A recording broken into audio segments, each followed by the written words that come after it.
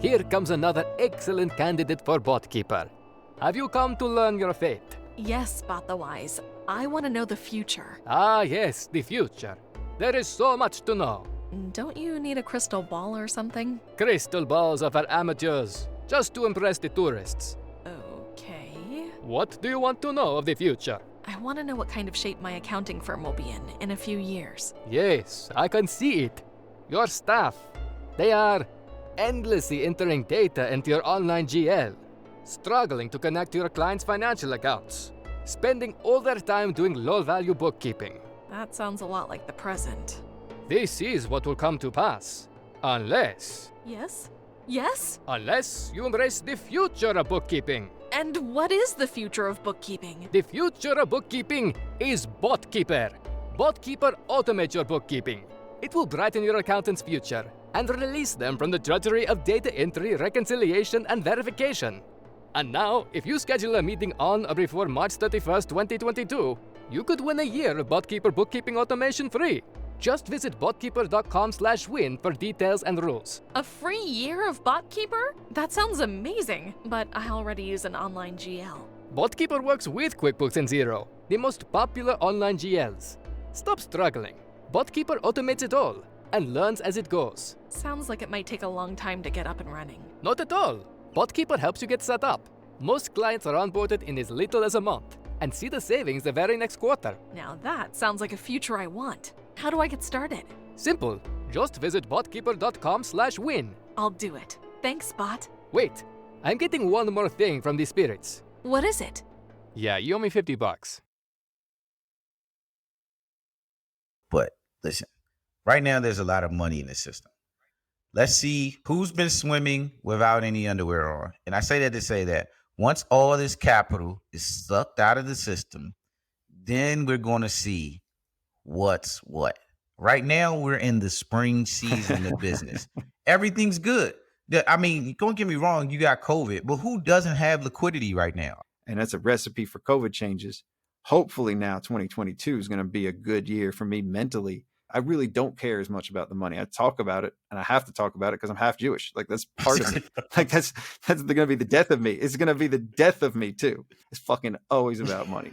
Like, that's just in my blood. Hello and welcome. We are all the sons of CPAs. Join us as we question the current state of the accounting and tax industry with the next generation of professionals leading the space. We are all the change agents in an industry fraught with money and inertia. Let's begin the Sons of CPAs with your host today, Scott Scarano.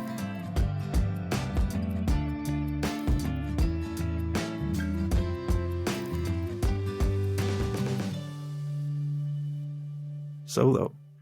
And a very special guest, Jeff Wilson, the second CPA, owner and founder of the W2 Group. Jeff, thank you for joining me. I was going to say joining the Sons of CPAs. What's up, Scott? Awesome. Thanks for having me. Got a fresh new mic? Fresh is really awesome. Christmas gift? Did you open it? Nah, let's try like the first 2 hours before the Sons of CPAs podcast that got purchased. I was busy. Come on, man. I was cutting it close. Your mic is a virgin. It's a virgin mic. Yeah. It's a virgin mic. We're gonna break it in today.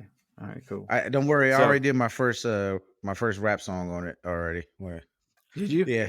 So no, that's another interesting topic because I've got the rapping CPA booked as a guest as well soon. What? So I'm gonna try to get some tips from him because I said to myself, the 2022 goal is for me to write a rap.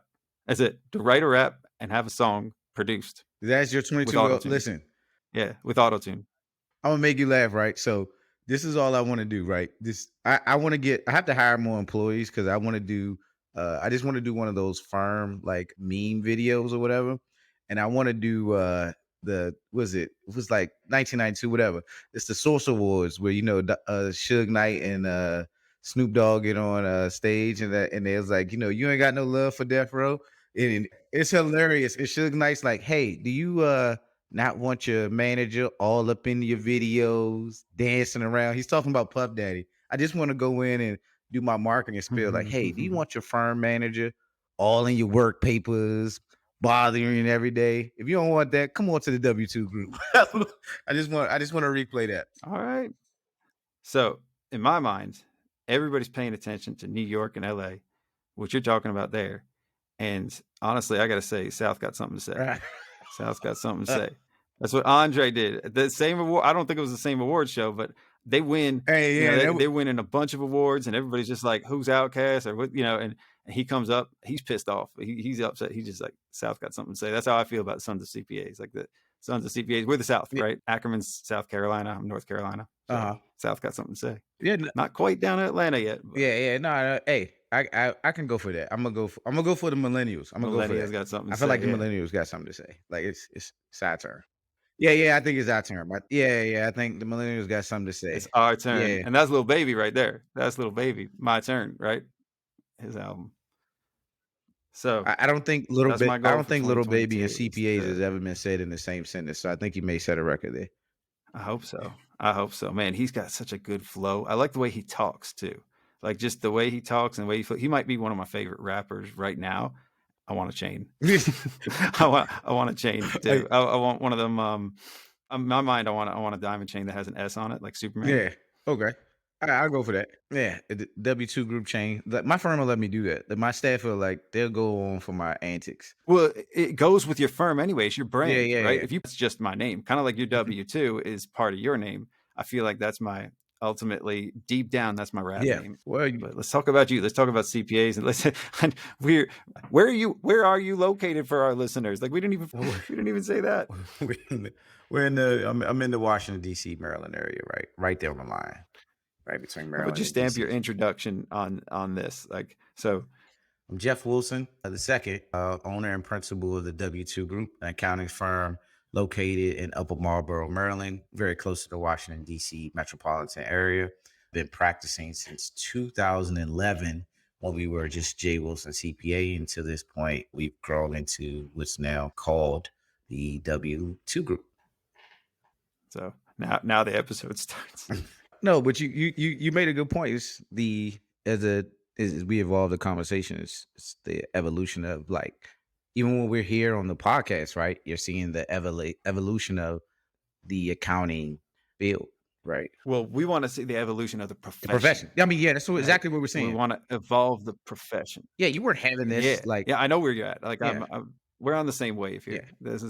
This is good because this is like these conversations. Maybe they wouldn't have had them in the past, but as it relates to accounting, we could probably relate almost everything we do in some way or another to entertainment, to rap, whatever it might be. And that's just because it's all business. Yeah. Too. Yeah. We at the see end it. Of the day, yeah. Right? We can interpret it and see it that way. Right. Like when I see, no joke, when I did talk about rap and I did talk about it too, is that I hear it, but I really just see economics. I'm past the lyrics. I just see, I'm like looking at. Oh, well, how about this? Not only just rap, but for me, like I got a book for Christmas. My wife got it for me. Narconomics. Like I see the economics in everything. I see it in the drug trade. I see it in everywhere in rap. So how about this? Let's go back to the chain talk. Would you, if you were doing Lil Baby's books, would you write off his chains and his jewelry? Because isn't that part of his persona? Isn't that part of the appeal? I mean, you could hear the chains in some songs. You can hear them rattling and shaking. I don't know if that's all part of it. I think would you write it off? I think if you do that, I would. That's a good. Well, here's my scenario on that. I would not do it as a Schedule C. I would have Lil Baby under probably a C Corp, S Corp, and the jewelry would be owned and purchased by the company, not by Baby. They're just pieces of equipment that we give him to use for that, but it's all owned by the company. And then I would try slippery slope. Huh? Slippery slope. What about guns? That's part of the music videos. It's part of everything else. Like we got to secure our artists. The guns are definitely going. There's no question about that. That's happening. Oh yeah, that's right. That's security. Yeah, you're true. That's security. Yeah, that's good. That's going. Right. I mean, just if you when you talk about these crazy, there are a lot of industries where tattoos and stuff like that is a part of the art and stuff like that. It's a slippery slope, but it's happening, and it's actually won some cases in IRS precedents. Yeah, I mean, it's materiality and substantiating. Yep. And I think that it's all situational, depending on the business and depending on what's accepted and what's But More often than that's not, I will be looking at the IRS order and say, "You show me a rapper without a chain, and I'm gonna show you a guy that's not really a good rapper. I'm gonna show you a very non-employed rapper." exactly. That's it. That's it. You do. Well, it's like, relating it to the Dothraki, right? Like they're now we're going into Game of Thrones now here too, but it's like they don't cut their hair for every battle they win and for everything that they do. It's like a rapper, for every step that they take, they get another chain, a bigger chain. So it tells you how good they are, but based on what they can afford too. So Which is a model of I don't know. agriculture. Like if somebody's got the longer hair, the Dothraki that's on a horse, this hair down to his feet, that means he's never lost a battle, right? Like with all the braids. Yeah. And I forgot what it's called. Their hair that's like really long. The longer that is, that means the better they are. So let's get back to Jeff. All right. Like, you got a firm. Yep. So tell us about how you got into accounting. How you became a CPA. Tell us the origin story. Yeah, man. So I love the origin story. Huge Marvel fan. So, I kind of backed into this. I don't really like accounting at all. Right? I barely like accountants sometimes. Really. I'm not. I feel you. Yeah, I'm more. I really feel like I'm more of an economist type business understander more than anything, and I'm just stuck with accounting the way to do it. And it's kind of really always been the case. So in college, I didn't know what I wanted to do. Right? I had a mentor. I had two mentors. I had a CPA. His name was Lanciano, Italian guy, and he helped me, through tax. He was a tax practitioner.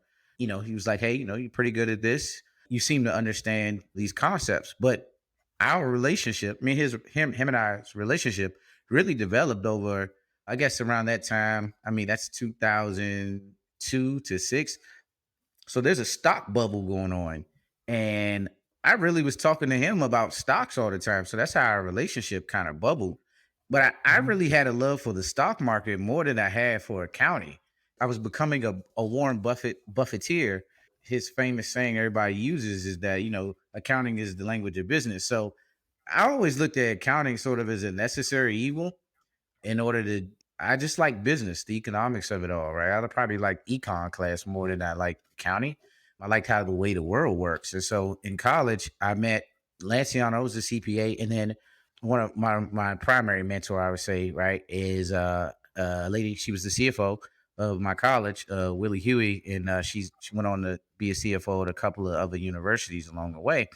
And she was like, "Hey, you're going to be a CPA," and she helped groom me to be definitely way more professional than I was at that time, and really said, "Hey, you can become a CPA." She had a hand in your style, Yeah, too, yeah, didn't she? yeah. She had a hand in your. I was listen.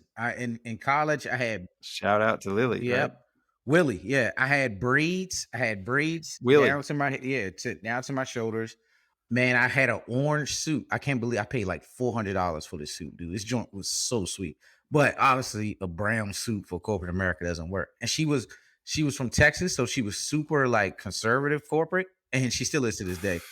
I love that though. I love that orange, right? It wasn't brown. Yeah. It was like like kind of a golden kind of brown. Oh man, I was a Kenneth Cole suit. You couldn't tell me anything.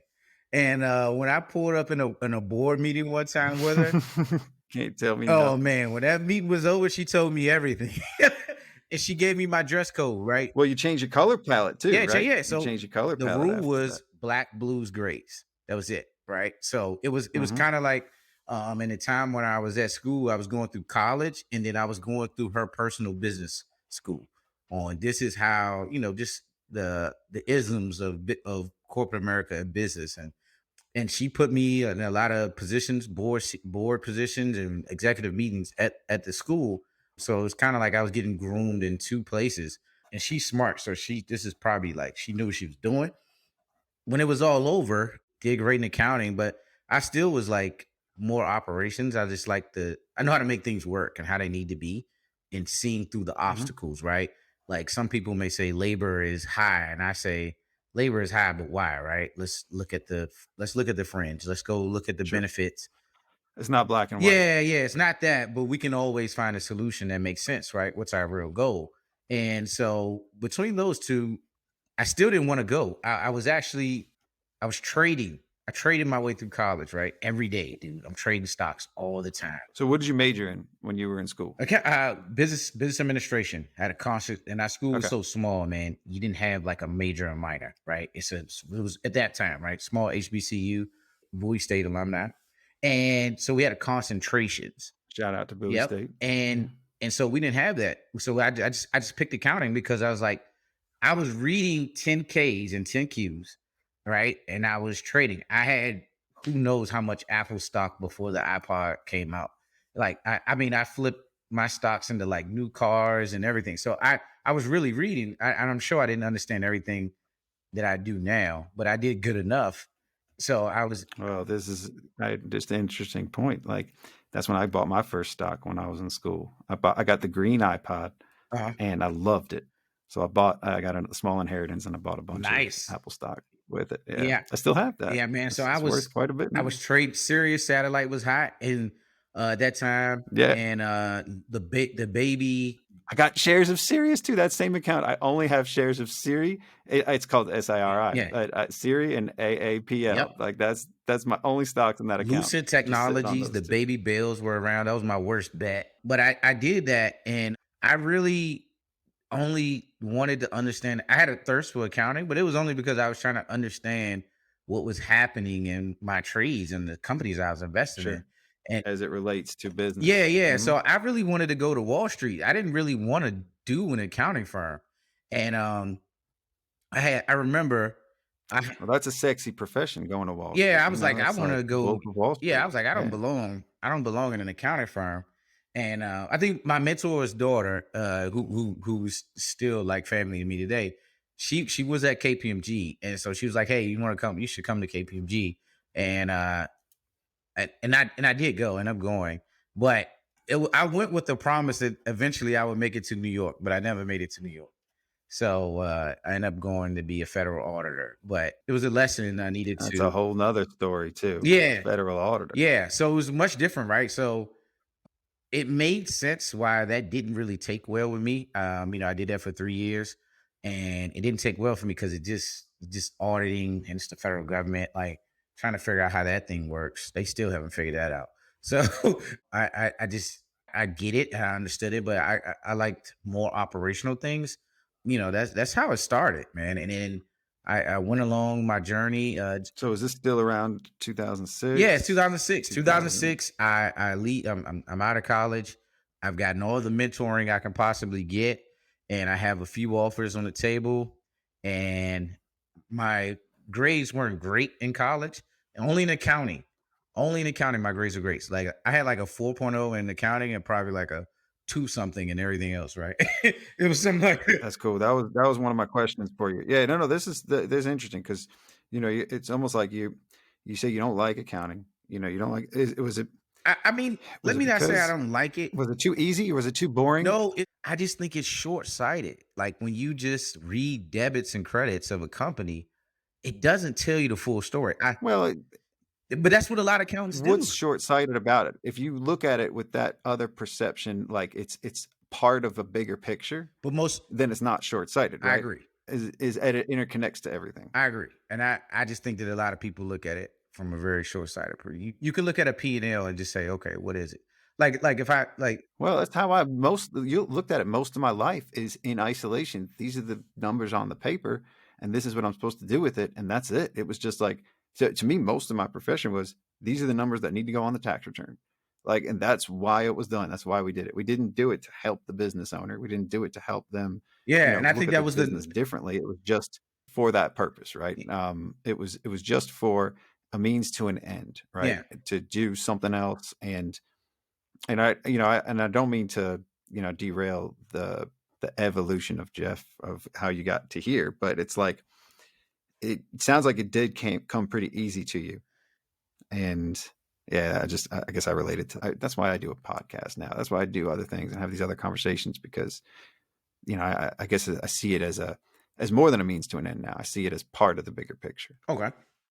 So yeah. So we keep going though. You ended up becoming a CPA, right? Yeah, I did. You're doing this now for a living. Yeah. So you can't hate it. I like accounting. Don't get me wrong, but I see it.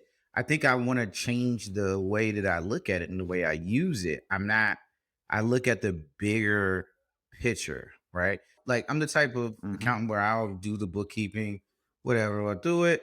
I look at the financials and then I'll put it down, come back to an hour or two later, and I tell myself, all right, I got my analytical lens on, I got my critical lens on. What's up with this company?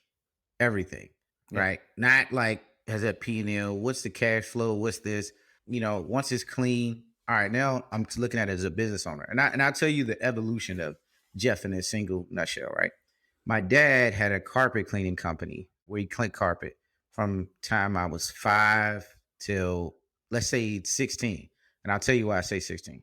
So hard worker, that's where my work ethic comes from. My was in the military, not while I was born, but so the guy used to wake me up at 5 o'clock every morning, and my dad would be like, cussing, country boy, get your butt up. It's time to go to work.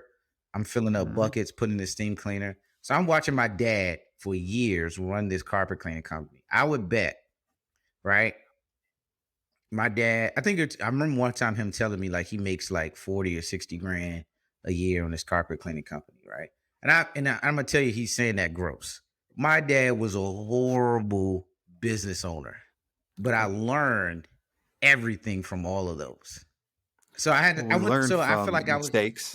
so I went to business school from 5 to 18. Like my dad would sometimes he would just say, hey, I'm moving back to the country. You went to the school of hard knocks. Yeah. You went to real business Yeah, school. I've seen it all. Right. Man, I've seen like my dad truck get towed away because he didn't pay the car note. You know what I'm saying? I've seen like him do his contracts and then something bad happened.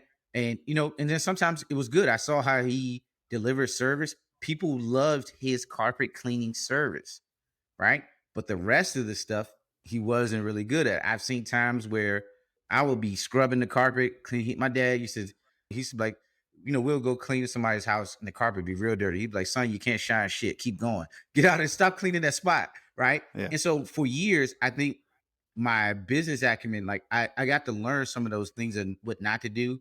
That's a good that's a good way to look at our firm too, right?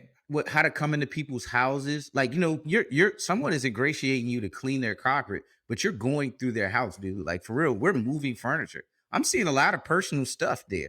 Right. You got to be dressed in a certain manner, all those things, right? You got to be punctual, those type of things. So I got a lot. That was my first set of business school. Then you go to college, you put those things together. And I remember I told my dad when I was in college, I said, Dad, you're going out of business. Once I got college educated, I said, Dad, you're going out of business. We were going to clean some carpet. I said, I'm telling you right now, you're going out of business. He said, son, you've been in that college and you don't know what you're talking about. I said, yeah, I do. I said, they're selling your business for $50, saying they can clean a whole house, carpet clean for $50. You're charging $150. There's no barrier to entry. I didn't know Oh, wow. You're done. You're going to have to do something different. 1-2 years later, done, out of there. Can't compete. I was like, you better find. If I knew what I knew, to say it in the right way, to say, hey, Dad, you probably need to go the commercial route. And my dad was some country boy from Mississippi, wasn't educated. So, but no. So I think I went through those different things. So all of these things mold you, right? Well, it's just what's in his lens too. Yeah, exactly. He may not even. Who are you that he would listen to, right? You're his son. Like he taught you everything that you knew. So why would he want to listen to you? Yeah, that's hard, right? You know what I'm saying, to kind of get that. It's the dynamics of it. Yeah. I get it. What if your son told you how to run your firm? I would listen to him. One day. I would listen to him. The difference between my mother and my father is my mother listens. That's a lesson learned. Yeah. My mother listens to me. She trusts my judgment, right? So my dad, it took him a little bit longer, but I would listen to my son and say, hey, tell me why. Explain it to me, right? But those are the things that kind of molded me into kind of. Sometimes my mentor would say, I don't know if you're CFO, maybe you're more CEO.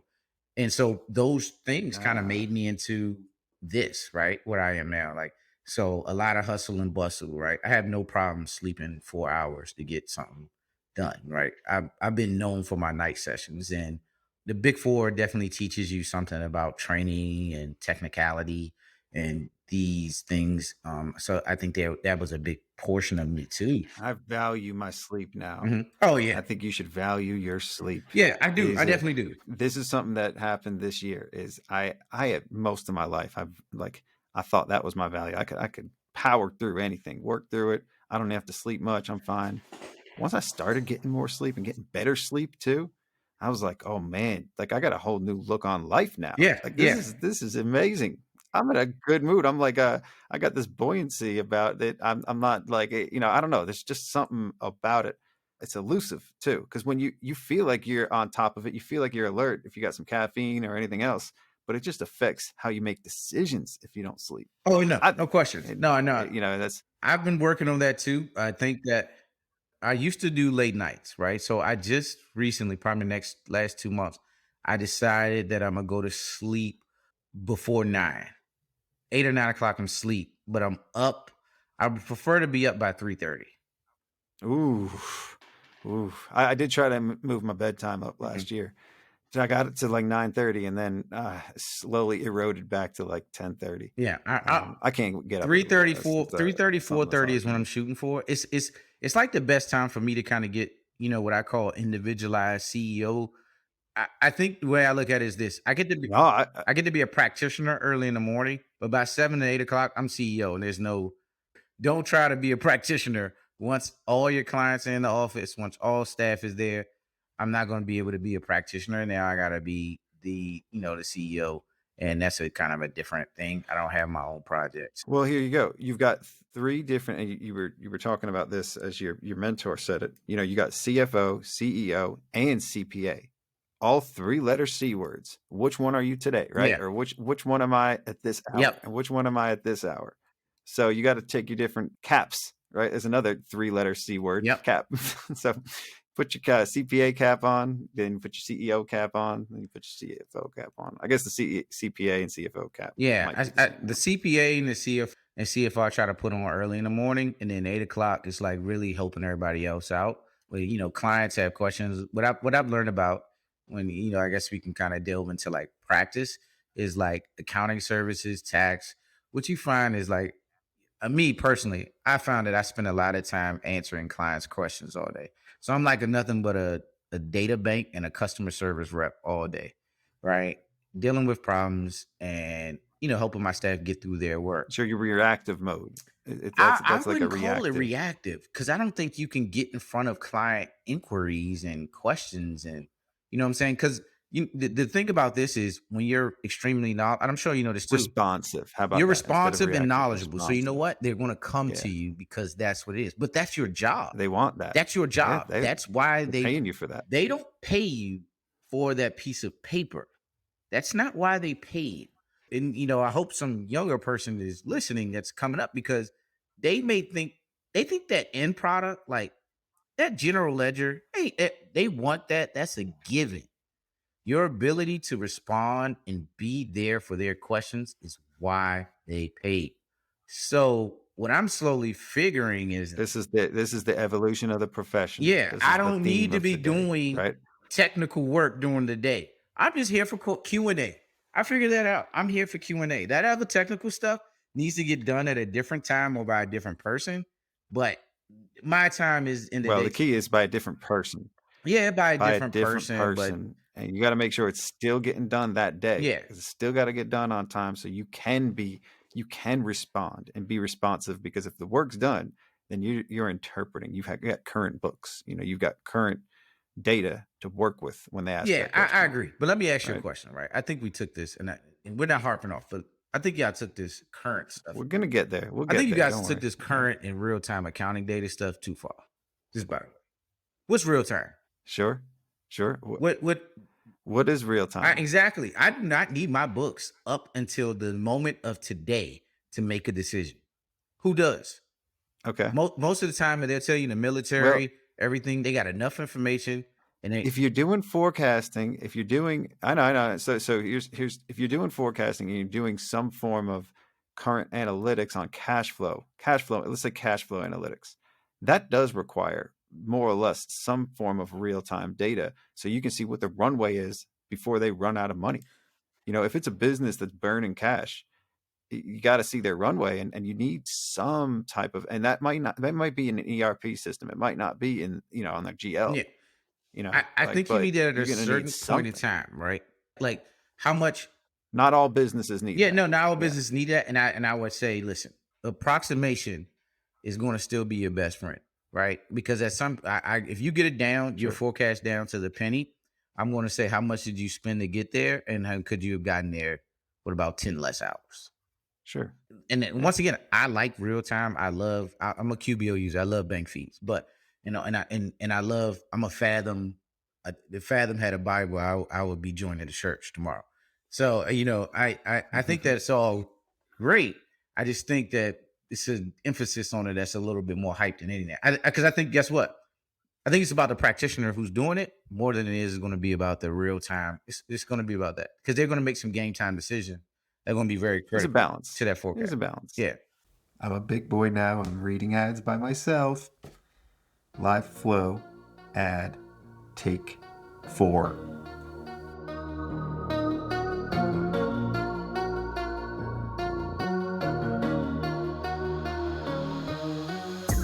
Have you ever exported a QuickBooks Online report to a Google Sheet and spent time customizing that sheet, invited others to collaborate on that sheet, and then discovered that this piece of sheet QuickBooks data has changed, and then you got to go back to the QuickBooks, start the process all over again?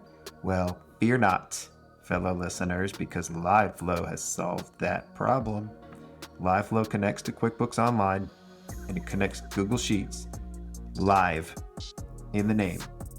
QuickBooks Online, Google Sheets, LiveFlow is the bridge between those, live back and forth. So you have the sheets automatically update with the most recent QuickBooks data. Change something in QuickBooks, it changes in the sheet. Boom, live, awesome. Accountants are using LiveFlow today to create automatically updating budget and actual reports and consolidated reports. Yes, they do consolidated reports, so a multiple QuickBooks Online companies can move into one Google Sheet. That's right. To learn more about using LiveFlow at your firm, go to liveflow.io/sons. liveflow.io. That rhymes, and I'm pretty sure it's intentional. liveflow.io/sons. Not sure if it's a forward or backward slash, but you get it. Slash. liveflow.io/sons. Whatever slash that other websites use, just do that. Like the HTTPML stuff, that slash. I'm pretty sure it's a backslash, but I don't know. Slash. liveflow.io/sons. Peace out. So we need to be forward looking and backward looking. And backwards looking, honestly, we never really talk about present looking. So yeah, what is the real time data and where does that look? Like, we're looking backwards at the data to analyze, to create the decisions for the forward looking. What are we doing in the present? Yeah. Right. Exactly. That's the real time. Yeah, real time. Yeah. And so I think all we're doing is interpreting in the present. We don't have any data that's going to help us currently. We have historical data and we have future data. We have what we know and what we hope. And then we got what's happening. Yeah. Right. What we know, what's happening, and what we hope. What we hope to happen, but then realistically, yeah. So we're getting through this evolution of Jeff. Where we at right now? We're looking at, did you get your CPA already? Yeah.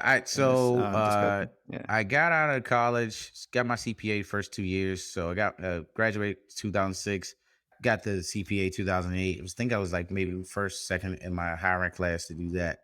Did that. That was painful. I was down to my last test, and I took tax, I swear, like twice, maybe even 3. I can't even remember it anymore. I don't know why it was giving me such a problem. I think all the tax people kept, like, they were on the off season, so they was skewing the score or something. And anyway, I kept getting it by like 1 point, dude. It was like 74, 73. You're like, oh my gosh. Yeah, that's so I'm an EA, mm-hmm. and I feel like our exam was just the tax part broken up into three sections, right? Like I had to take only three tests, but the EA was a lot different than the CPA. I have a lot of admiration for everybody who passed the CPA exam. I never even tried, so I don't even know how hard it is. It takes something. Like, I'm not a naturally smart guy, right? So I think I can give people, like, this is what it is. It's gonna, if you're naturally smart, it's a tool. All relative too. What is it? Yeah. Yeah. Like, I mean, Mm-hmm. I was a 2.5 college. At best, I was a 2.5 college high school student, right? So straight up, right? So I'm not that smart, Yeah. right? But I've learned myself enough to kind of pass an exam, right? And what I think with the CPA exam, it's preparation and dedication. And I think if you got those two things, you can win. You know, I don't care how smart you are. Preparation, dedication. You got to have a plan and you got to be dedicated to the plan. That means Yeah.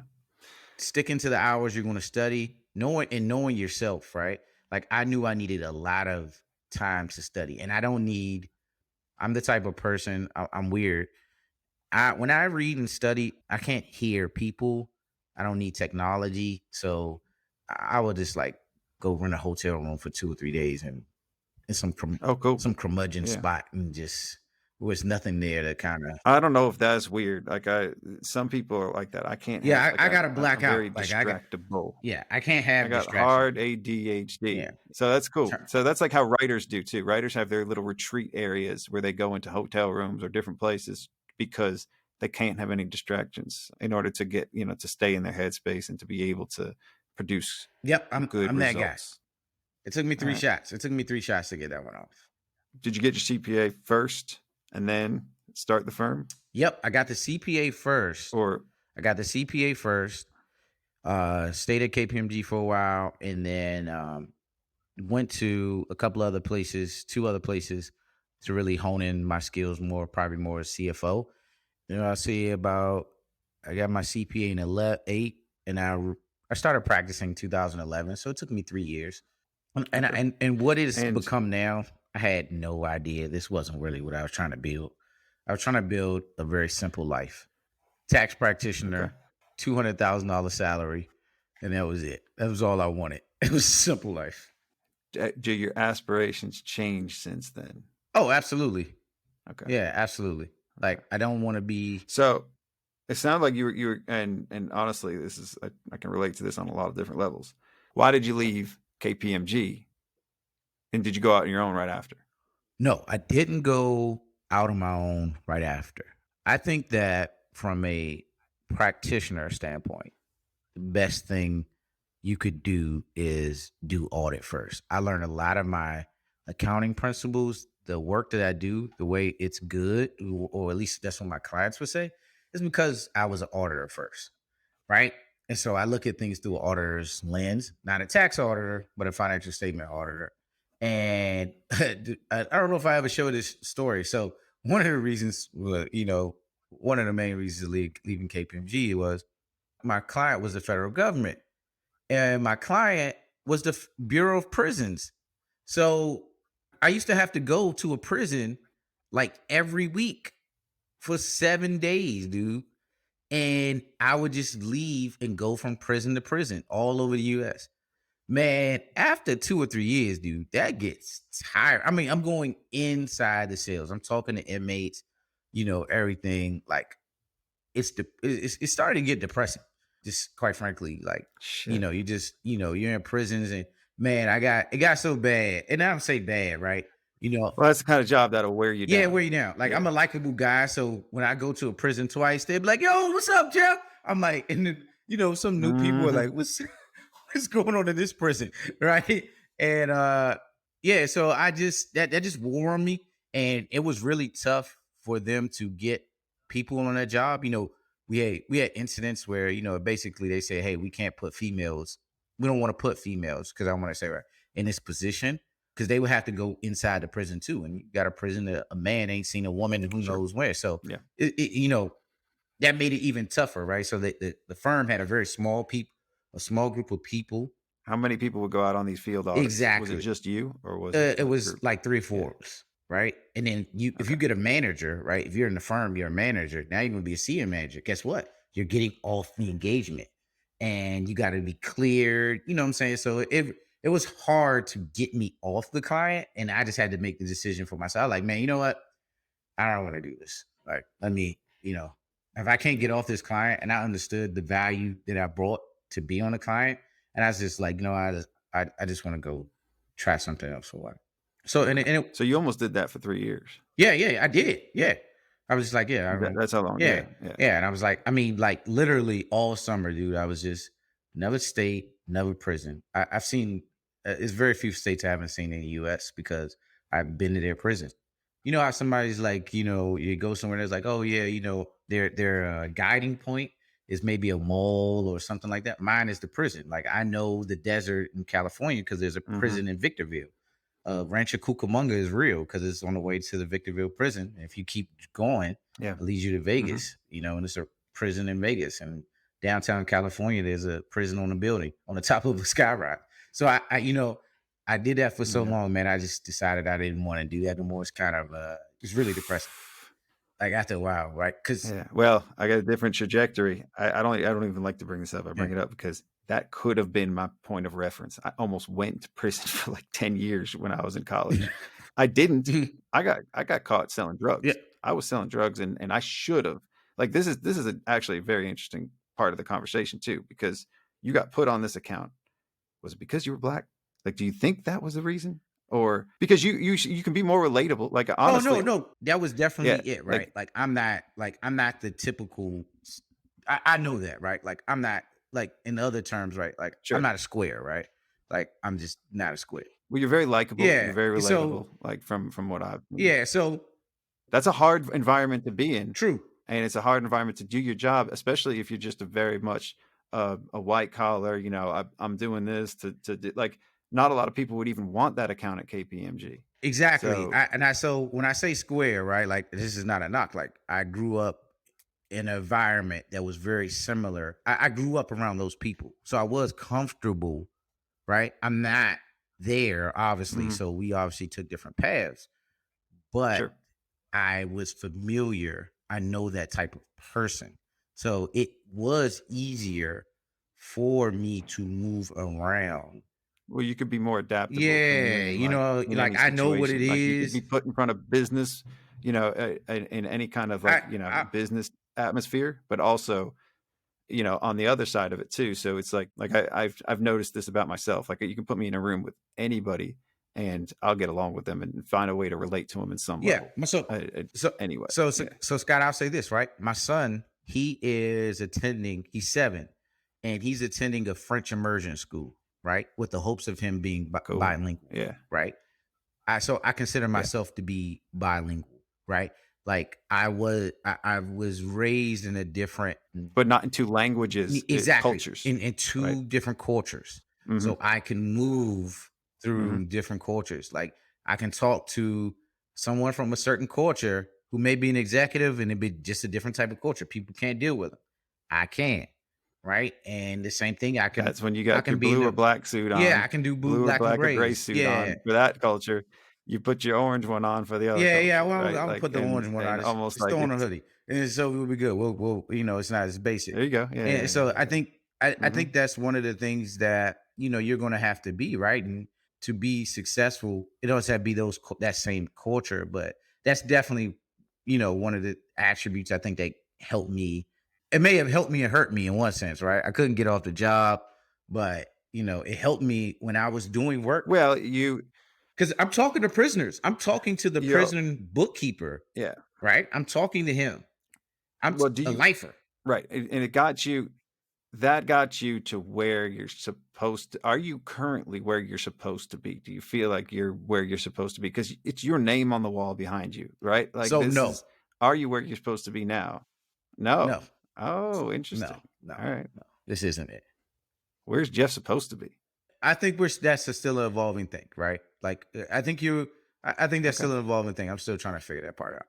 I think I understand the industry enough, people enough that I can help provide opportunities and different ways of thinking for the profession and open doors to other people to the profession that I don't think we've sort of done yet. Well, I like to say that we do this for the culture. Mm. Like that's what I said when we first started doing the podcast. I say I do it for the culture, but I feel like the culture needs to evolve too. Like the profession, the culture, and a lot of aspects of this world needs to evolve. It's too white and it's too old. I tell you this, right? I was on this job. I was the only minority at one point. And everybody had went to these really prestigious when I first got into audit, and and even when I was interning, right? I'm a guy from this other part of town, And it was like a huge culture shock, right? Like almost like I didn't go to Virginia Tech or some union or GW. So, like I said, I was like, and no knock to them. They probably did great in high school. They probably had 3.8, Sure. right? So they earned that, right? And some of that, has some ways to it. But I think that the profession doesn't do a good job of not. How do you get? There are other people that can pass the CPA exam other than somebody that went to Duke University or somebody that went to no knock to Virginia Tech, right? So we have to open ourselves up to the fact that that's there. We have a pipeline crunch, but I think we can open up the pipeline. We just have to facilitate our way a little bit more through that. And Well, the I feel evolution bad, of like the exam, the evolution of the I was really uncomfortable, right? Because I remember they used to call my school. They was like, "Oh, you went to Bowie State," like and then I really felt even my manager, country guy, was a white guy, and I definitely felt because I didn't come from a state of prestige, I was looked down upon in a sense, right? And then one day, I don't know, I just had it up to here, right? So I was just like, he was like, "Yeah, well, you went to Bowie State." I said, well, guess what? We both in the same place and got the same 3 letters behind our name, so I guess we're even. That's what it is. Yeah. I think that's a mindset that everybody kind of has too, is where did you go? Where are you from?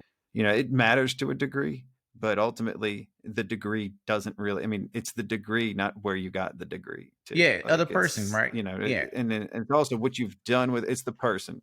And I think, we might be at the age where we're past that, but even at a younger stage, a lot of times that's a lot of time. What I look at too, if people are applying, I'm looking at where they went to school. And honestly, I don't even judge where they went to school, but everybody's looking at it too. Like No, I just think on that there's a lot, like I would say, like, no, I don't.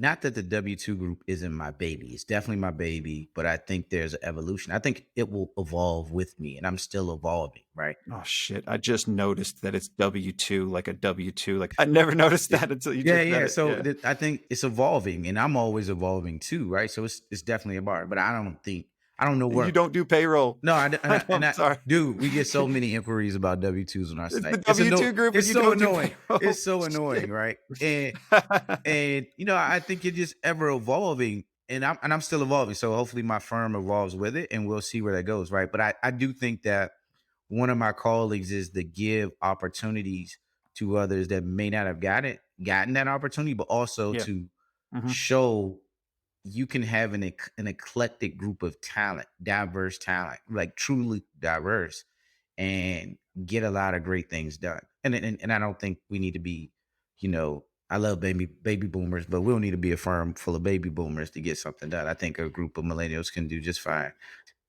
knocking off heads and doing a great job in the profession.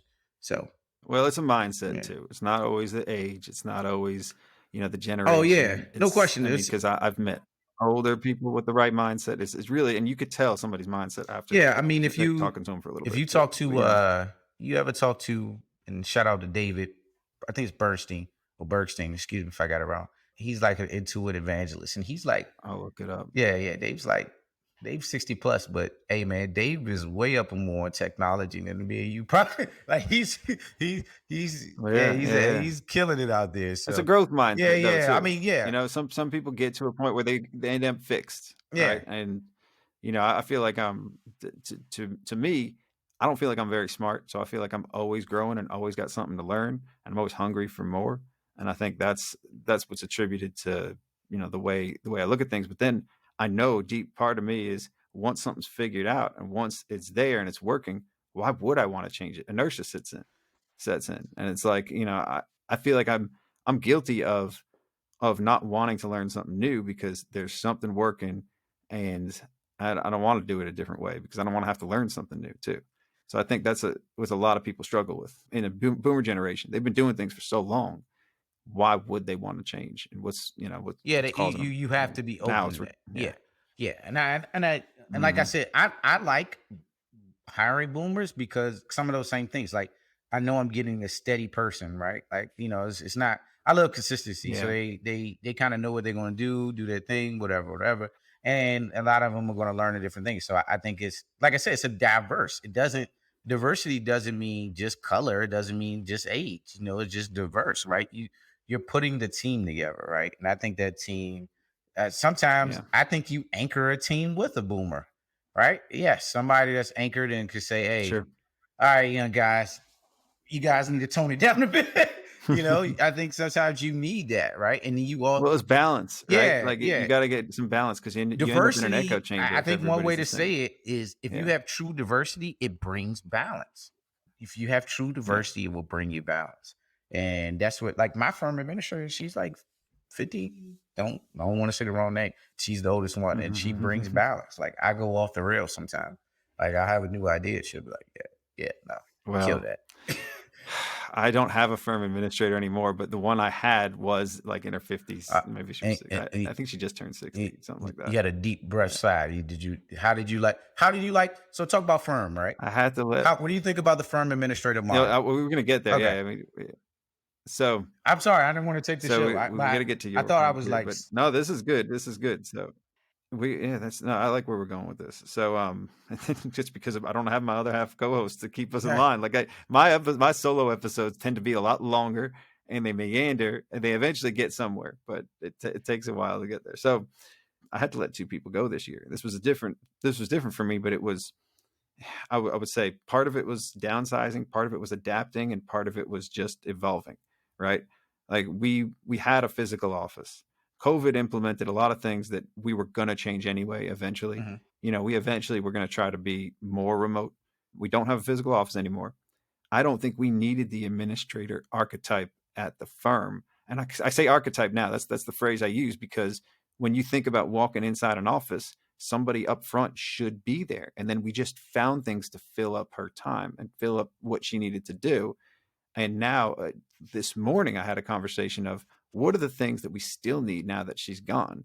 Because I can't even keep myself organized anymore. Like there's, to a certain degree, part of it was, I think I need an administrator now. Again, after we've let her go, I feel like now there are certain things that I may need somebody part-time, maybe not full-time, and maybe not the way that we did before, but it was like getting office supplies. We don't need that anymore. We don't have an office, right? Keeping up with clients, being there when they walk in the door, but we don't have a door anymore. And we're a lot more intentional about our appointments.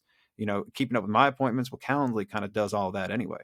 So all of the things that we thought were big lifts for the front office administrator, they're all solved already. And it's kind of effortless in the way that we ended up solving them. So, you know, to turn it around and say, what are the things that we really need? Well, you know what? I feel like I need a secretary. I need an administrative assistant. And not a lot of people like to say that word, secretary, or maybe secretary is not the word, but I feel like I need a personal assistant almost. Like I can't keep up with my email. I'm the worst with email. I'm the worst with anything that comes to like details in general. So I think it is how I feel now is differently than how I felt 4 or 5 months ago, and is differently how I felt a year ago too. So it's kind of evolving in the way that I'm thinking about it. Yeah, no, I think that the models, I'm very interested in the models of the way firms are run, you know. And there's no one magic bullet. No question. I do think there are some things that are going to be, I do think there's some things that are going to change. I am very excited to see, I don't know the answer, but I'm waiting to see the compensation models for partners and firms in the future.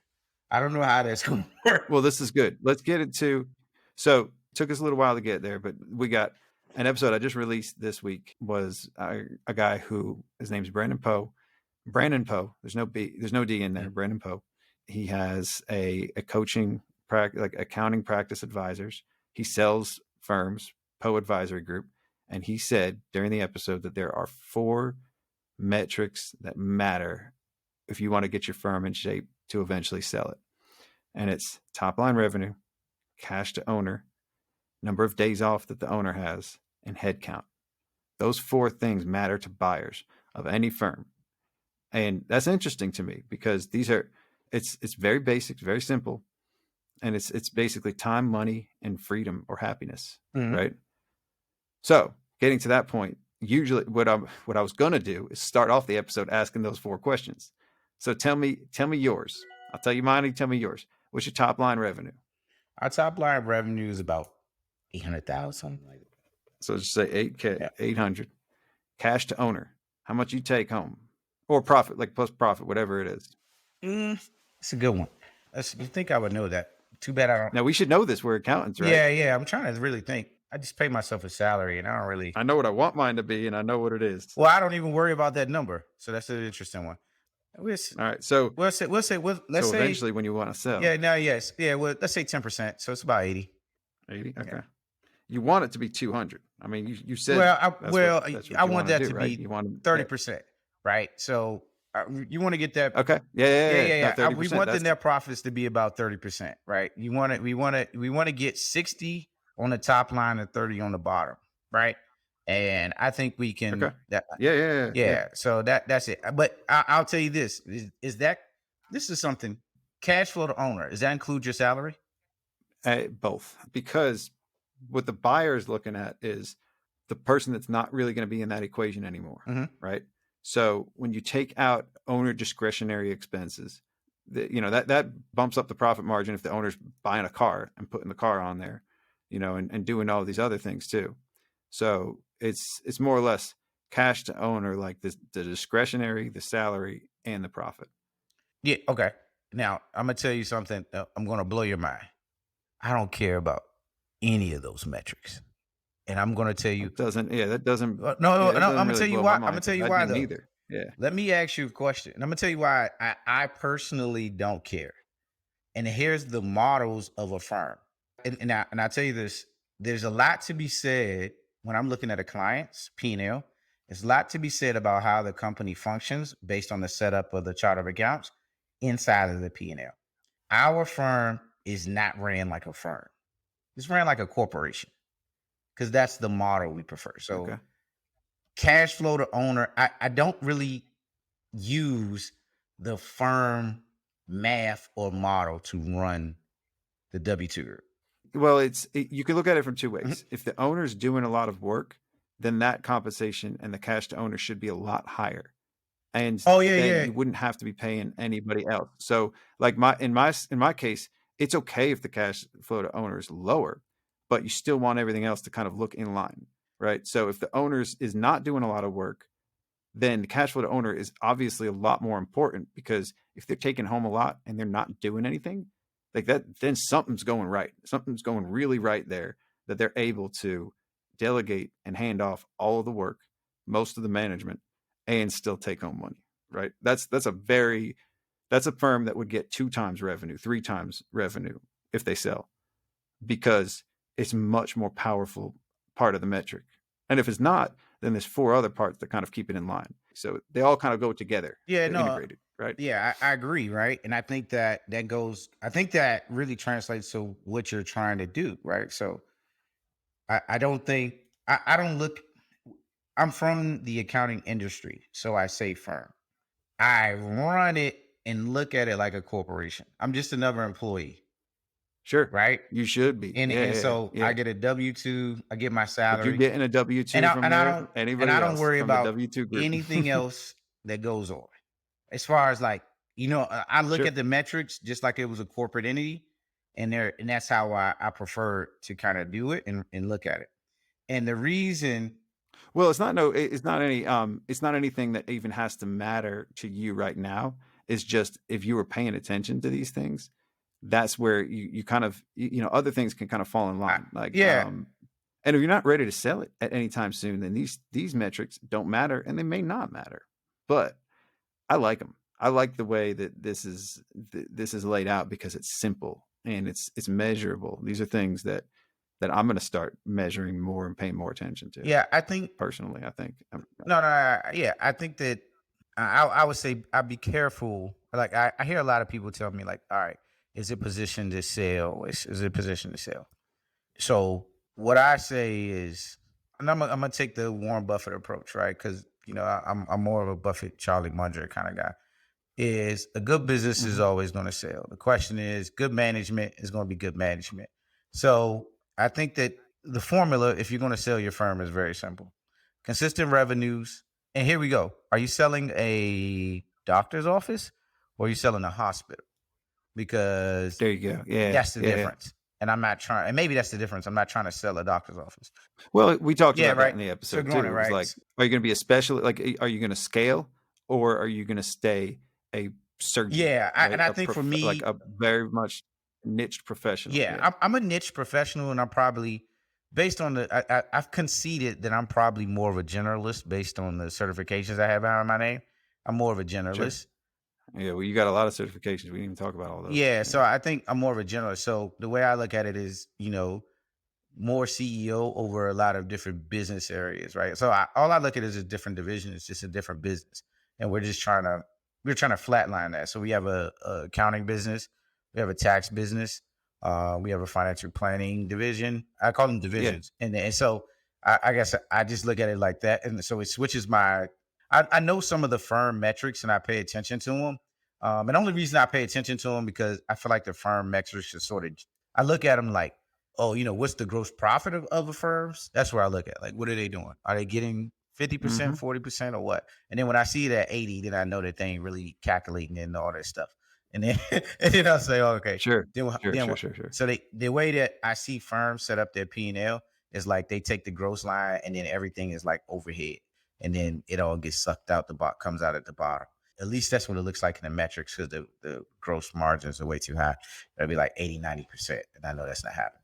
And so I kind of see it like, I run it like a corp. And I think I'm hoping by doing that, I can avoid the issue that I think plagues firms from per se partner and, adding different people into their management group by not having to deal with so much of the partner compensation based on that type of thing. Ideally, I started it off trying to avoid something. And that was like that whole buy in to be a partner, old school kind of thing. But I just look at the firm like it's a firm, Well, but it's a a different corporation. makeup too. Yeah, it's a corp. I mean, so the partnership model is different because all it does is take a lot of solo practitioners and have them share resource. And in a lot of the cases I've seen, right, a lot of firms that run that partnership model, you have a lot of people at the top that are still doing a lot of work. So they're basically running larger practices with administrative and staff level help, but it's their job to pull in new clients. And they're just operating on a shared resource model. They're not operating like a business, like a CEO with one person at the top, because any time a big decision needs to be made, you got up to 30 people sometimes that need to coexist and decide on something, and nothing ever gets decided. So it's a lot of standstill. So this is I like your approach and I like the way you're looking at it. But I think that also contributes to you possibly being able to sell it for more later on because you believe in that solo CEO model. Yeah, and that's why the culture is so important. That's how you're modeling your firm and your conversations. And that 800,000 mark, I think, was one of the turning points for me to shift gears in the way that I ran the firm and I ran the business. And that was the point where my salary started to dip.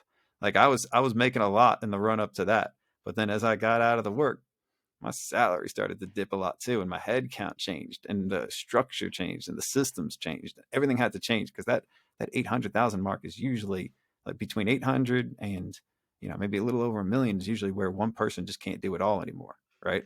And you need others to help. Yeah. No, so, I don't even know where I'm going with that, but that's no. I mean, you're sharing your experience and I appreciate it. And I think that this is what I'll say about my firm. Right. And I've held us back on purpose. Always. I've always done it on purpose. I've never let it get too high. Yeah, I could get us to $1 million. I can get us to $1 million tomorrow. I don't want to. We don't need to get there until we have. I'm one of these people until we got the right horse and everything. I don't need to run the car hard. So I wanted it to be easy. I used to say that, right? And I said that because I was stuck at 1.2 million. I didn't really ever say it for 800 because my goal was to hit $1 million. Yeah. But once I hit 1.2 million in 2016, I was at 1.2 million from 2016 up until last year. This is the first year I ever got past it. But I always said I held this back on purpose. I was really just the bottleneck. I was just the plug to not get past myself. I was in the way of everything, and I wanted it to be effortless. I wanted to be the same person and run the same way and have it keep growing, and that wasn't the case. I stunt our growth. Now that I've gotten out of the way of almost everything, now all of a sudden we start growing again, and it's easier. I don't understand this, but I do understand it now. Yeah. I didn't when I was in the middle of it, and I used to say, "This is not what I want. I don't want to have a bigger company. I don't want things to grow because then I won't have control over anything." And I had to give up control. I basically had to lose all my pride before I started getting rich again. Yeah. Right? Like, and that's a line from Lil Baby. Yeah. That's he on the track with J. Cole. He says, you know, I had to lose all my pride and then I got rich. Like that was pride is the devil, Yeah. right? So we're bringing it back. we're We're bringing it back full circle. yeah. Right? No. So I had to lose all my pride before I ever realized like this is the way, and this is, you know, and you still got to have a lot of pride in everything you do. Like pride isn't only the devil, but it's like there's two sides to every coin too, right? Like, so I think it's interesting too, because you could and should stay where you want to be, right? If you don't want to grow any bigger and you want to stay the same, then work on your horse. I don't know where you were going with the analogy, but work on your foundation. On the horse. Yeah. Work on the horse, right? And you want to make sure that everything is perfect. You can now spend time trying to get things as close to how you want it. Not perfect. We got to fight perfection in our profession, because that's just something that's like, we get so marred in the details because that's rewarded. As we grow as professionals, we got to realize that perfection isn't what we want, but we do want a functional system that can run without us too. So we can take time off, which leads us to the next metric. So how much time off do you take? I don't count any. I don't count those days. I think these are interesting things. Like, I don't count my days off. I mean, I take days off. Well, it's can the firm run without you too? Yeah. How much time can you actually take off without checking your email, without checking in on the office? Yeah, I could do that. Like yeah. I could do that. That wouldn't bother anything. Yeah, I think, you know what? We have that metric. You have to think about sometimes why the metrics exist. So that tells me that metrics exist because there's a lot of firm owners who are like, I can't take anything off because the business is, you know, it needs me to do this, and this. Very reliant on that. Yeah, right? exactly. So I don't have that metric because I'm the key person. Like I'm the talking head, but if you're answering the client's questions and they're relying on you, then you can't take a lot of time yeah, off too. Well, I think that you're gonna play two things: work-life blend and what question really needs to be answered by me. Sure. Right. Sure. If they're asking a practical tax question, then there you go. Somebody else can do that. And most of the time, somebody else is maybe not work with that client, but they can easily answer that question. I think there you go. Right. If you're like, hey, I could be replaced from answering questions by any really good CPA. It doesn't need to be Jeff, right? But Jeff just holds some of those relationships. But even at that point, you know, it's good work. If we do good work, they don't really need me there. And that's why I said the model is different. And I've always felt like that's a corporate model fit. Evolving. Yeah. I just for me. The model is evolving. Yeah, the model is evolving, right? And when you say about what's best to sell, like this is what people want to buy. A business that's understandable and has consistent cash flows. That's all that matters. That's the two metrics. Different buyers want different things too. Different buyers. Every buyer wants, any buyer with any sense wants consistent cash flows and something that I want a P&L I can understand because it makes it easier for me to close the deal. Sure. Right? I understand the business and it's consistently coming in. I know what I'm getting. Right? That's a lot of the time when I've done these deals, you know, I've done a lot. I don't know how, but I always end up in these merger acquisition deals. It's the consistent cash flows.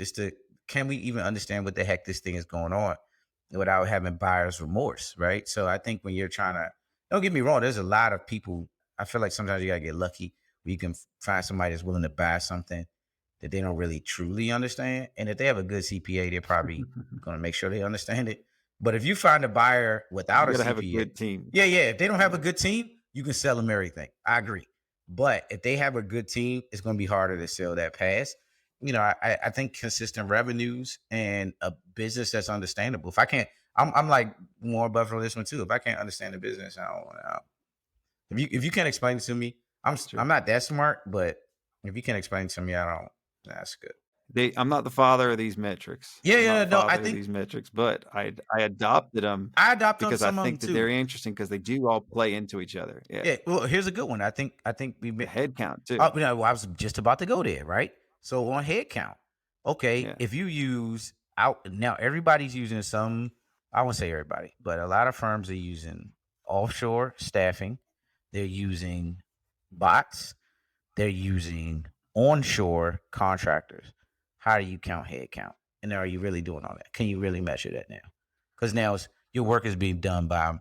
So that's where I just evolved my concept of head count. So I've been saying FTEs, and now I know that I have 1.5 FTEs offshore. So I can say I got 10 people now. I have 9, and I'm not really included, but now I could say, you know what, I got about 10, right? Like based on that, got that measuring it. Okay. Based on, I've got an offshore that's one person that's basically a full-time employee, and then they have a team of people that are sort of helping, assisting. So I have started to include that, at least in my own perception of it, because they would have to be replaced with a full-time person here. Okay. Basically, that's the way I look at it. But I would look at it this way, right? About that person, right? Because I've thought about that. But that person has a team. So is that individual doing more work, and then the actual person on shore will be capable of doing for you because that one person has a team? Well, that's systems, right? If you had really good systems and you can hand it off to somebody else, then it doesn't matter about the team. It's just bodies to fill. I agree. So I'm just not sure if I think. Yeah, no, I agree with you on that. I'm just saying the offshoring, the person and their team may be doing the work and equivalent of 2 or 3 people, even though they may bill you at a different certain. You know what I'm saying?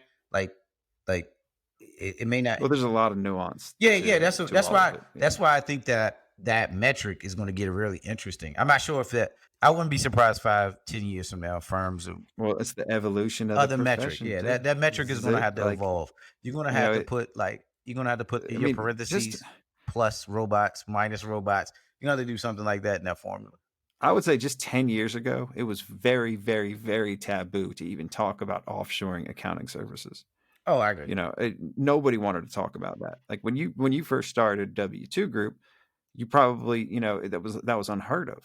I was like, I was afraid to even talk about it out loud when I was considering it. And when we started doing it, I didn't tell any clients that we were doing it. I basically, hid it under the rug. Mm-hmm. Now, this is what we are. This is what we do. We just have people in different places. And this is for everything is allowed itself. A lot of the cast type work that we're doing is outsourced because that's just, it's a better model. Gotcha. We're evolving into like a diamond shaped model where it's not very foundationally heavy. We've got the work that's getting done, but a lot of it is either automated by software or outsourced. And the rest of it, that, the middle, the belly of that diamond, or the middle of it that's more or less higher level CPAs that are client facing, that are me and you, mm-hmm. right? They're as good as us at everything that we do, but that's their sole focus is client service, client interaction, also getting the work done too. They're making sure the work's getting done, but their whole focus is client facing. And then there's me sitting there at the top there at the diamond, fucking around with a podcast, right? Yeah. Like that's what my firm has turned into. I don't know. I backed into it. It happened by accident. This isn't just about my firm. It's about the evolution of what the model maybe will be commonplace at some point, or it'll continue to evolve. Yeah. Firm of the future, man. I told you, I don't drink a lot of into its Kool-Aid. Yeah. I mean, I drink enough, but I get a healthy dose. Sure. You've got to. Yeah. But I think that they've got that part right on what the firm of the future is going to look like. And I think that the metrics of the firm of the future are going to be slightly different. I'm always intrigued by the different models, and I don't think anyone's going to be totally right or wrong. I think we're all going to be in the middle somewhere based on what we're trying to do. I'll tell you this one. What I almost am 90% sure of is that the firm of the future, I'm not even sure it's going to be an accounting firm. I don't even know if that's the proper name, because I think we're going to have to widen our service gap much more than you see us doing now. Some firms, they call themselves accounting firms, but all they do is resell software from 3 or 4 different providers. So I think you're seeing that, like the name may be an accounting, but the true business of it may be something totally different. Well, we've got a long way to go to get to the future, and it's like, what's the firm of the present look like too? Because the firm of the present is a mashup of a lot of different things. You think we got a long way? So many different ways of doing the same thing. I think I think we still have a long way to go to get to wherever everybody thinks that we're What's your currently timeline? at. Like, I'm interested. I'm interested on your timeline. oh, so I've when I started this podcast, I thought I was a futurist. Mhm. I thought I was looking toward the future, and I thought I was looking to everything, and everything's going to change. But I feel like in the present right now, we're dealing with so much change and so many different ways of doing the same thing that I think that still needs to shake out. That's probably another 2025, I think, is when things will probably be more or less settled. It ain't that far away. I was giving it 4 or 5 years. I think we got 4 or 5 years. That's 4 or 5 years right now. Right, we're almost 2022. Yeah, that's what I'm saying. I don't think that 2025. That's 3 years. Yeah, I don't think that's that far away. I think that's. I'm an impatient person. I'm an impatient person. 3 years is a long time. Oh man, yeah, I can wait that out. I think you're right. I think 2025 we'll see the new things will take hold, right? And the conversations that we'll be having in 2025 will be vastly different because there's certain things that we're still kind of questioning right now that will become, this is the way it is. I mean, this is the way it should be. You know, like we've all kind of, we will all come to some form of understanding of how things, you know, should look more or less. Like I eventually Intuit's going to put away with the firm of the future title and call it the firm of the present. You know, they'll call it something. Welcome to the firm of the meta. You know, the firm of the meta. Are you going to? You're a futurist. Are you going? Firm of the meta. Are you going to open a firm in the meta?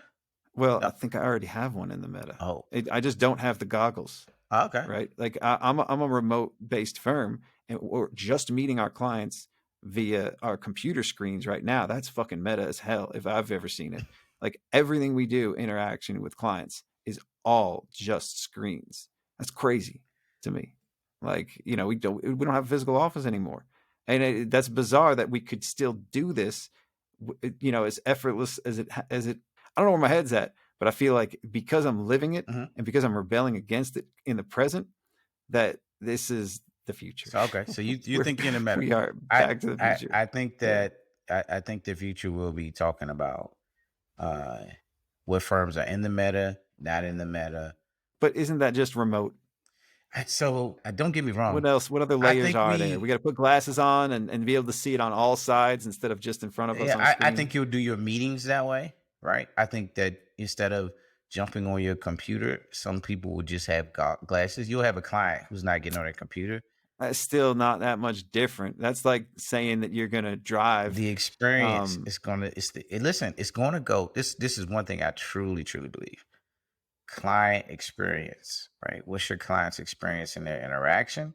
And I think that we'll see that the meta is going to help with that.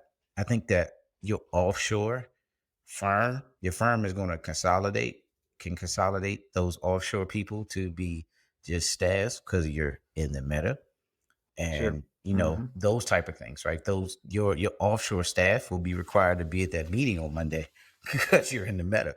You'd be like, hey, where are you? That's the evolution of the profession. Yeah. So I just met with a group that up in you know, I was a digital CPA in Nashville. Yeah, I didn't go. I wish I could have went. Yeah. I was staying in a house with some guys that they are actually buying the goggles for their team because they're going to start operating. Like they're going to start tinkering with this. I mean, I think it's crazy. I think it's awesome, but I think that's kind of where my head was at when I went to zero. Like this was different. It was okay. I'm gonna learn this as much as I can. I'm gonna drink from the fire hose on everything that we can do.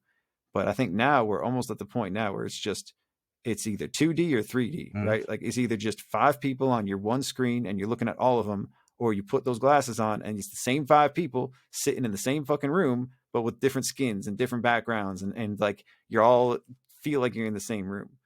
But the fact that we still got a long way to go for a lot of firms to just get fully remote if they want to. But I think that might become the norm and not the exception. Right now, it's the exception. Yeah. And so I'll tell you this, right? This is the way I feel about it, right? Is for those people, and hopefully this gets out to those, is when I look at the accounting industry right now, I'm sort of like a kid in a candy store, right? It's kind of like you can't help but to be successful in it because you have this changing of the guards and all these things like you're talking about, right? So you got a group of firms who like, I'm not changing the guards. That's Ian from Carbon. He said that phrase. I haven't heard it that much. Yeah. It's continue. What do you mean by that when you say changing the guards? because the traditional firm owners are either going to sell, not going to sell. They got to find somebody to sell it to, first of all. That's one thing. And there are a lot of firms who are not trying to adapt to the next level. They're seeing their end. So there's a gulf of clients that's going to have to go somewhere. And there's a lot of opportunity for firm owners like myself or you others, or even, people who want to be in leadership positions in the professional, in a firm, because things like the meta and a lot of things that just people are not going to want to, it's the effort to adapt that. A lot of people are not going to want to do that. And so it's the funny thing is like, we have like less people coming in, but the profession, but it's like, I'm like a kid in a candy store. It's like, pick what you want to do. It's the worst. I hate having all these options. I think it's the great time in the profession. I hate it too. Yeah. I hate it. I can't make a fucking decision. Good options are the food. That's the devil. The devil. Yeah, that's what I'm about to say. It's the devil. He gives two good options. He gives you good options. I won't decide. You don't pick the great one. Yeah. That's what he like. He'll give you a lot of good options, and you won't pick the right one. I can't pick anyone because I feel like I'm leaving something good on the table, especially if they're diverse options too. Yeah, I won't pick anything. Yeah, so that's where I feel like. So I think it's a great time. The funny thing, it's the worst thing that ever could probably happen to us in the sense it's such a great time that I don't think there's going to be enough people to pick up the slack. So even with me, you, and other firm owners that have a great time growing your business, it will be very painful because it's like you got all these people rushing in. It ain't got nowhere else to go. It's kind of one of those things. How we deal with that is going to be really interesting. Well, to kind of round it out too, is we need some more diversity. And I think that's going to contribute to the diversity because geographic areas tend to also be the inhibitors for some people to not evolve. We're like people in Wyoming or people in Mississippi, right? That don't have the opportunity to get into the bigger city. Like, you didn't even make it to New York. I don't know if you ever lived there, but no. It's like when you take away the barriers of travel and everybody's got the same access to the same internet, then all of a sudden more opportunities open up and it leads itself to more diverse and more unique perspectives too. Yeah, so you can have more of a global firm. Like I would consider your firm a global firm, right? You have employees, whether you want to call them that. You can. South got something to say, huh? South got something. To say. Yeah. So you got people offshore, right? That working, and I'm sure it's firm of your size. All my people are pretty much in the South. Yeah, and you got people offshore South Philippines, Southeast Asia, Southeast Asia, North Carolina. Tennessee and Louisiana. Those are my people. Mm-hmm. Yeah. Let's put some South in your mouth. Got something to say. Yeah. So when you there you go. When you add that, right? Like, and I'm sure you have some international clients, right? And so when you do that, think about it now, Scott, you running a global firm. And I think that what you're going to see is there won't be any of these. We already have international clients, man. The two of the newest clients we signed up, one's in Russia, one's in UK, and they just hired us because they got a US arm. They have a sales office in the US, and they're going they're going all out. They're spending money in the US. Yeah, but they found us through Xero, mm-hmm. right? That's crazy as hell. Like we put a sign up on Xero's directory, and people are finding us through that sign. Yeah, and that's going to continue. That's the definition of global. Yeah. So no more local firms. Now your neighborhood accounting firm is a global firm. It can be anywhere. Yeah, they are anywhere. Benefiting to the client, and it benefits to the firm owner. It benefits the client. It benefits everybody. Yeah. So those some people that aren't ready to adapt to that, but that kind of leads into now. That's not part of those metrics, but what he was saying in that episode was they're selling firms all across the country, and him as a firm selling is not like local anymore. He's selling firms anywhere to anybody because of the metrics that, not just because of the metrics they're looking at, but like the firms that sell for better is because the supply is kind of low for a firm that's operating digitally, remotely, can operate from anywhere that are, like you said, like a global based firm, even though it's nationwide, right? And you can pick up and go from anybody. The supply is kind of low for that. So the demand is a lot higher. Firms that are selling that are fully remote, the supply is pretty low for that. So I'll be interested to see how that normalizes later. Are the metrics still going to be as high at 10 years down the road for a remote only firm, or are the metrics going to go back to 1 times revenue and revenue is just going to be higher? It more or less is the way it is, and is it just going to kind of normalize economics, right? I mean, we're talking. Yeah. I think I think right now you're seeing that because there's a lot of money in the system. And not the this isn't a Warren quote. I don't think it's a Buffett quote, but listen, right now there's a lot of money in the system. Let's see who's been swimming without any underwear on. And I say that to say that once all this capital is sucked out of the system, then we're going to see what's what. Right now, we're in the spring season of business. Everything's good. I mean, don't get me wrong, you got COVID, but who doesn't have liquidity right now? Are we for real? So now there's nothing. Everybody's got money in the bank. Everybody's got money in the bank. So let's just wait and see who was swimming without a swimsuit on, and then we'll see if this 2-3 times earnings stuff really cracks back. I'm not sure if that's going to be the case, but it's great right now. Yeah, sure, everybody's going to buy. Well, that's kind of like that's my perception too, and it's like I've been told that this is a stupid time to have liquidity and to be holding on to your money. Like it should be spent right now and invested. Oh yeah, I told an underwriter this the other day, right? When it was like we was going to do some financing. They were like, "Yeah, you guys have a loss." I said, "Yeah, I'm going to have a loss. I'm trying to create one. I'm going to create the biggest one I can." I said, "There's 2 reasons for this. It's a great time to spend.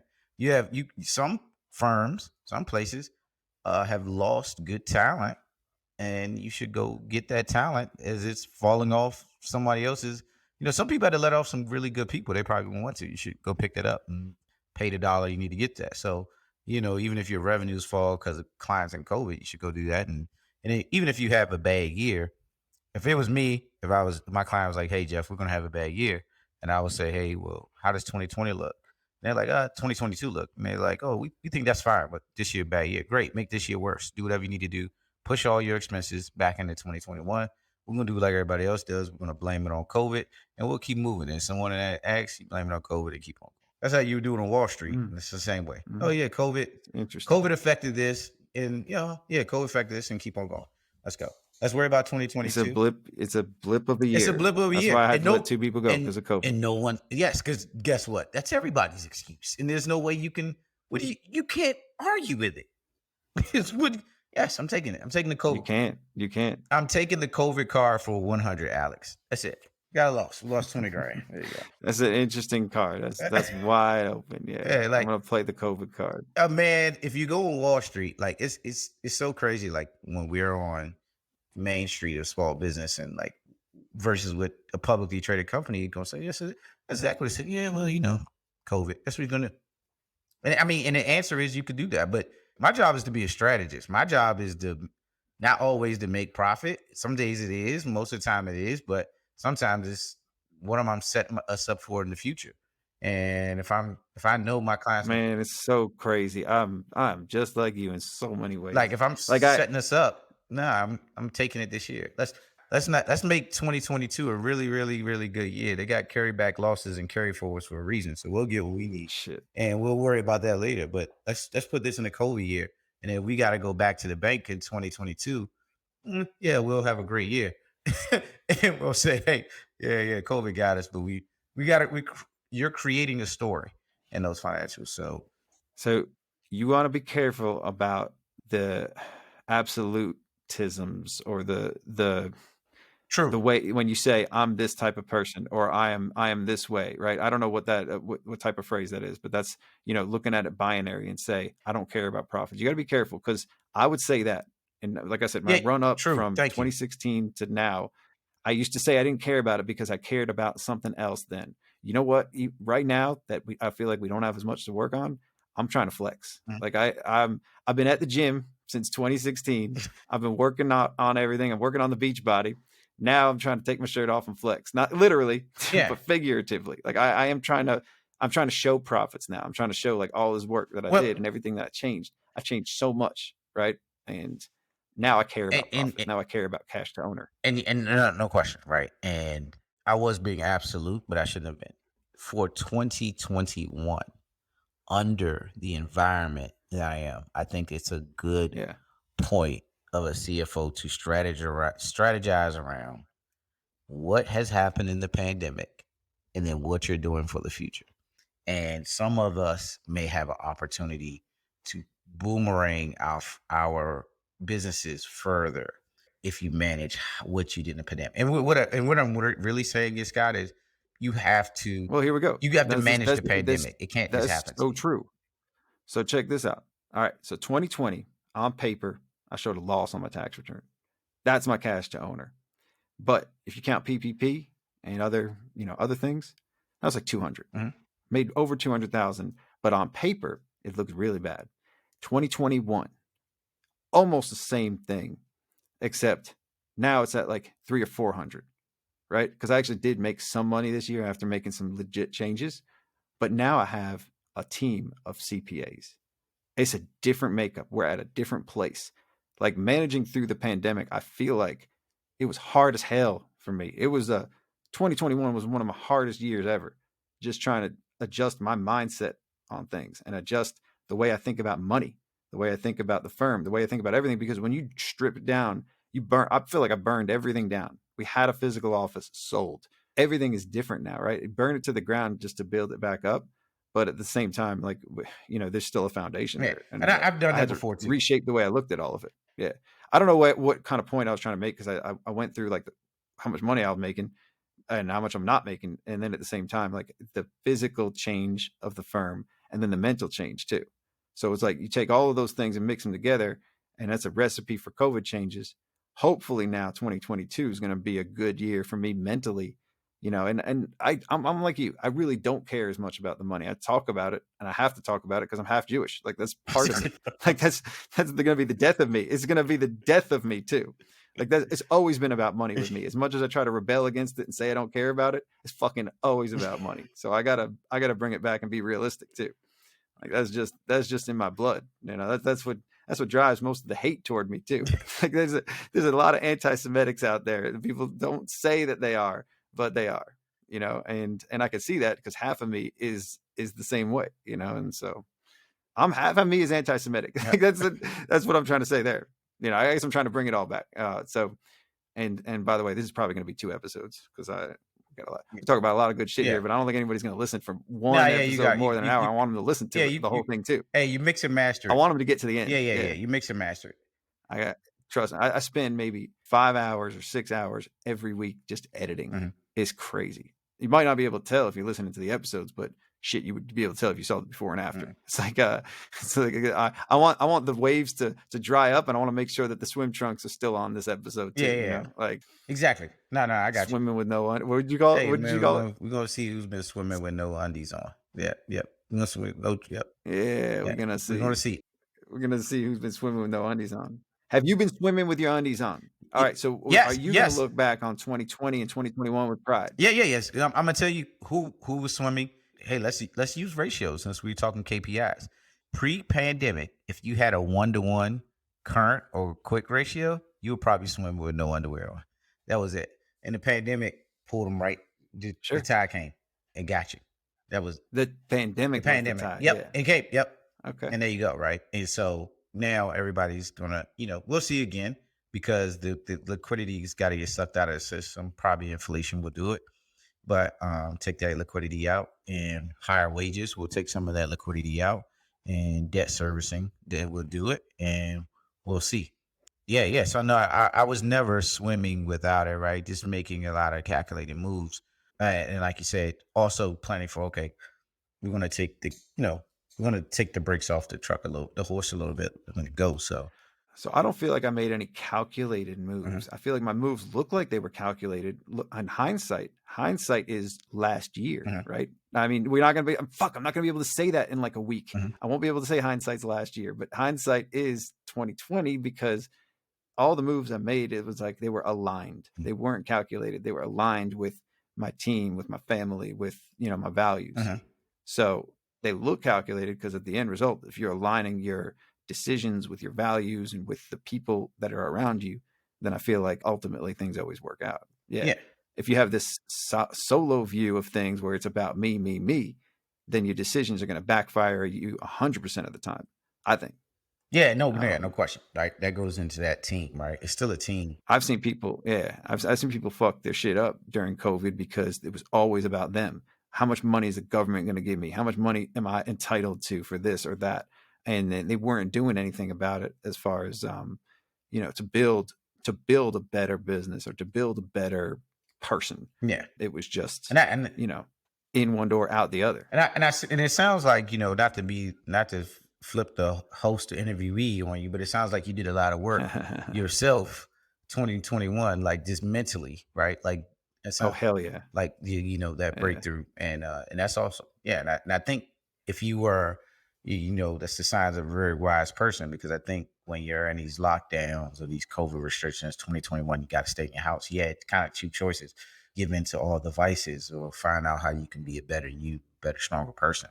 And I stopped doing a lot of things, and I started doing a lot of things. Yeah, and that's 2021. Yeah, and then and as long as you put more wins in the column than the losses, then there you go, right? And I think I learned a lot from that, and it's going to be exciting to see. Like I said, my goal for 2022 is, and it still is to build the firm of the future and provide opportunity for a lot of people. Well, it's. I hate to always get philosophical or general, but it's the firm of the future is our vision of it too, right? Because we are the future. It's when I say the sons of CPAs or the next generation, that's it. Like it's the next iteration, next generation of leaders. It's the millennial. We were going to call this the millennial CPA podcast or the millennial accountant podcast, but it eventually turned into sons of CPAs because quite literally we are the sons of CPAs. But metaphorically, it's whatever we make of it, and that's the listeners, that's the guests, that's the hosts and co-hosts. You're co-host today. Like this is cool. Yeah. Like so it's that's how we make the firm of the future, because we are the future. We are the children. Absolutely. That's Michael Jackson. Yeah. We can pull it back in. Yeah.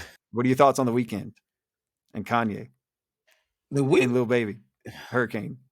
You know how many times I listened to Hurricane this year when I was looking at just the tracks that I've listened to? Because it just came out pretty recently. I listened to that song at least once. Whose song is that? Kanye's. Oh. It's on Donda. Oh, man, I'm boycotting Kanye right now. I can't listen to this stuff right now. Woo! Wait a second. Let's pull it back. Why are you boycotting Kanye? I can't do that. I can't, man. I'm a really Jay-Z Hove kind of guy, right? And so if Hove we got a problem with it, I got a problem with him. Not right, but I think that I've never been a huge Hove is the father of Kanye. He's the godfather. Yeah, he created that monster. Without Hove, we wouldn't be talking about Kanye. Yeah. I don't know about that. I think because I don't like to say that, right? Because this is what I think, that talent will always get through, right? Kanye would have made it through. He would have. His talent is too great. Okay, I like where you're going with this, because I feel like with Kanye, it's his talent that outshines his stupid shit that he does and the way that he is as a person and anything else. Yeah, that's what talent does. Overshadows all of that. We're all put up. Listen, if you have a really talented player or employee, you will put up with. Still listen to R. Kelly. We'll still listen to R. Kelly. I don't know if you want to say that, but you edit that off. But. That's Michael Jackson. We are the children, right? I just quoted him. Yeah. So I think I've liked some of Kanye's albums, like Dark Twisted Fantasy is a great album. I loved it. It's hilarious. And it was a great album. I loved it. But I've never really been a Kanye totally in fan, because I feel like Kanye is like, and like, I'm not a style guy, right? Like Kanye has he's artsy. So I'm not an artsy guy. I don't come from that kind of thing. So I love the art. Yeah, see, I'm not that guy. So I'm an Andre, and so you're probably like Big Boy more than Andre. Yeah, I mean, yeah, it's something like that. Like I'm more of a. Who's your preference in OutKast? Big Boy, no question. Yeah, Andre flows, but like there we go. There we go. I am a Jay-Z. So Kanye or Drake? Choose one. I'm going with Drake. I got more Drake albums. Choose one. I got Drake. Obviously, this makes sense. Yeah, this makes sense to me. All right. I like where your head's at, because this is anybody that I've talked to.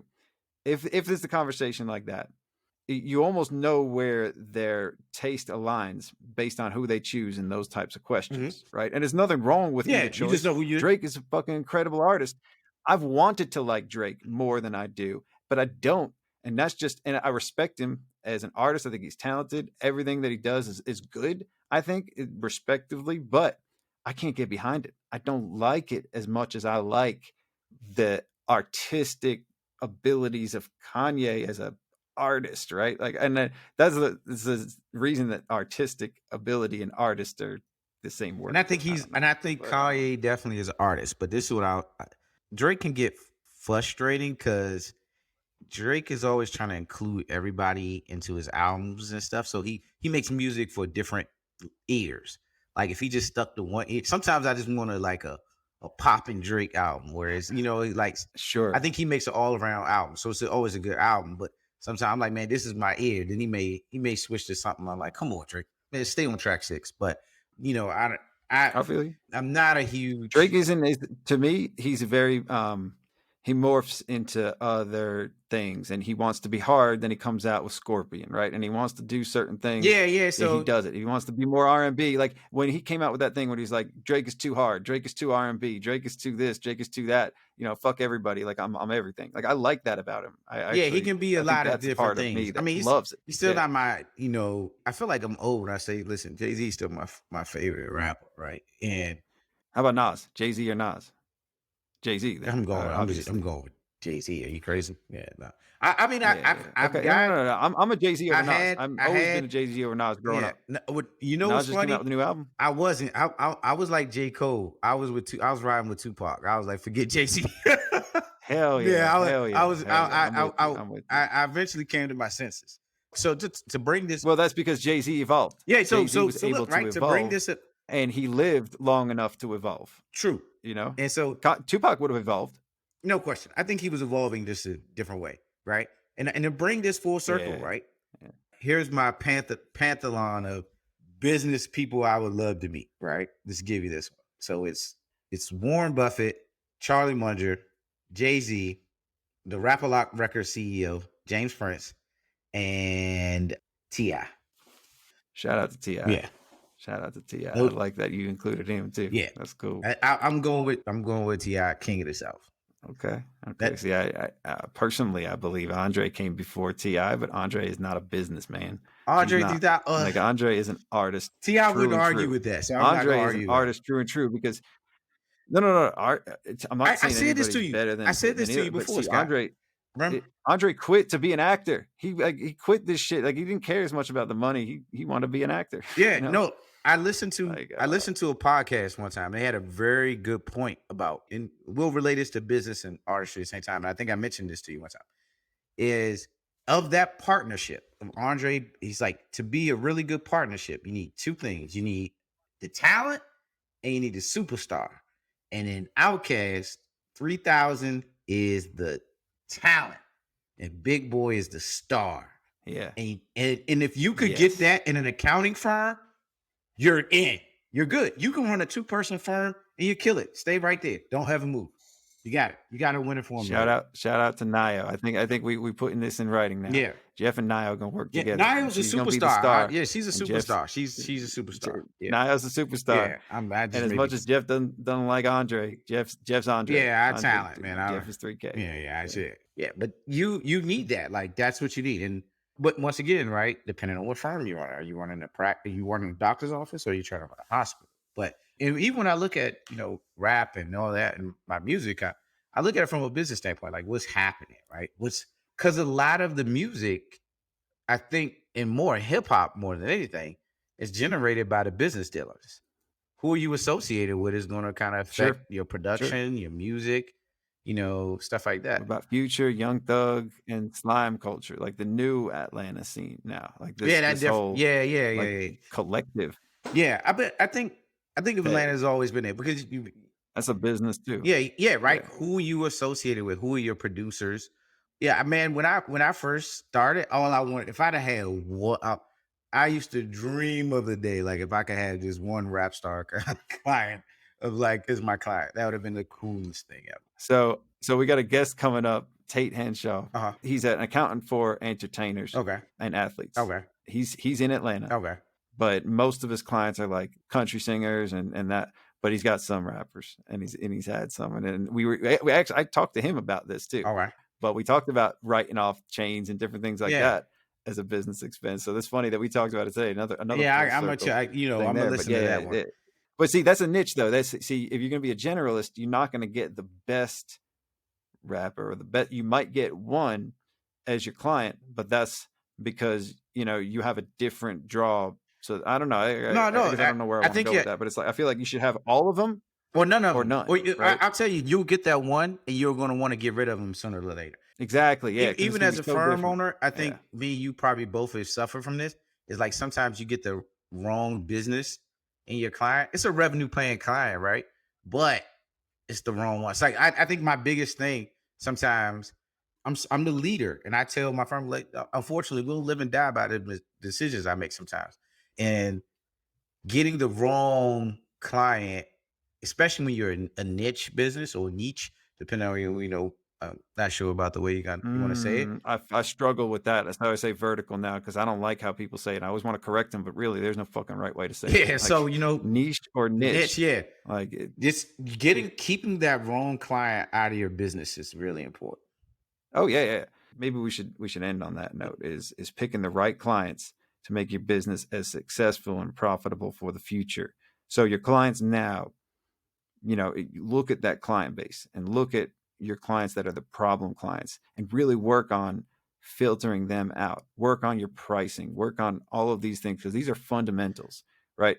We got to talk about the fundamentals of a firm and the foundation and rebuilding our fundamentals as business owners. And one of those is the right client makeup. I don't think we want to be generalists, so to speak, but if we do general things for our clients, that doesn't make us generalists. Correct. What makes us generalists is there's no consistency in how we're doing things too. Like, what's your service makeup? You said you got divisions, but then you also mentioned some valuations, and you get pulled into those. Why do you get pulled into those? Right? Mm-hmm. Yeah. Is it because you say yes to too much work? No, I get pulled into the valuations just because something's always going on with the client. But I tell you this, the valuations I get pulled into are the same client type over and over again. It's all government contractors. Are the same clients? Yeah. Okay. Yeah. So you see what I'm saying? That's what you want to do. I can be a generalist in that vertical. You can be a generalist, but you got to pick probably vertical. Yes. Right. But you have a vertical. Yeah. And you have an industry vertical. Like for my firm, I think our vertical was cloud accounting. Mm-hmm. People found us through Zero. We built our firm based on what we were using for the clients, not their type of business. And I don't think there's any shame in that.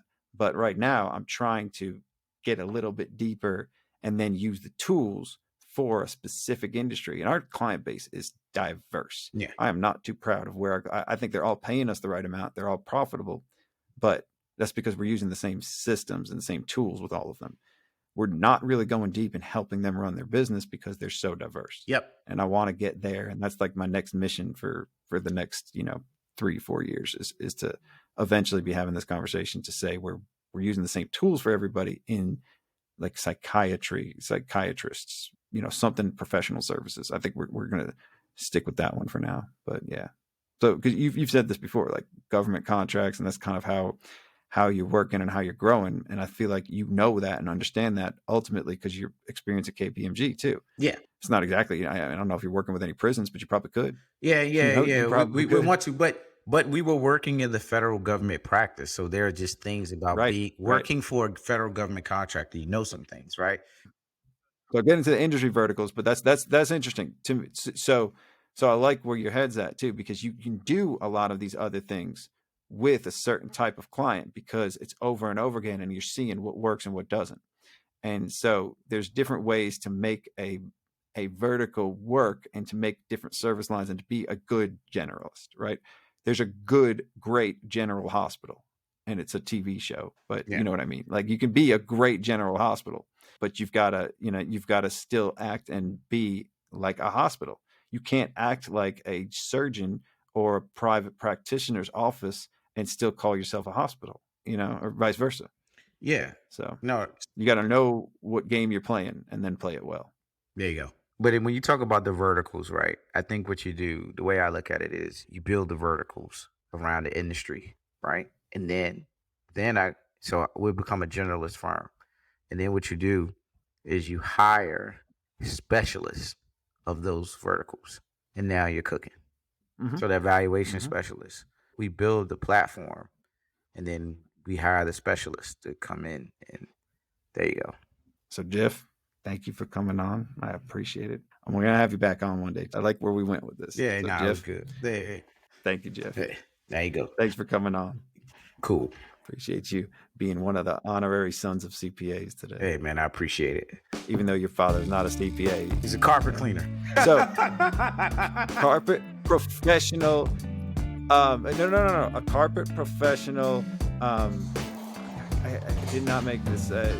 Carpet professional agency, right? The CPA. Yeah. I don't know where it is. Yeah, I almost got there. Almost, that agency doesn't work. But, Yeah. Son of a CPA. Hey, All right, Jeff. I appreciate you guys, man. Peace out, homie.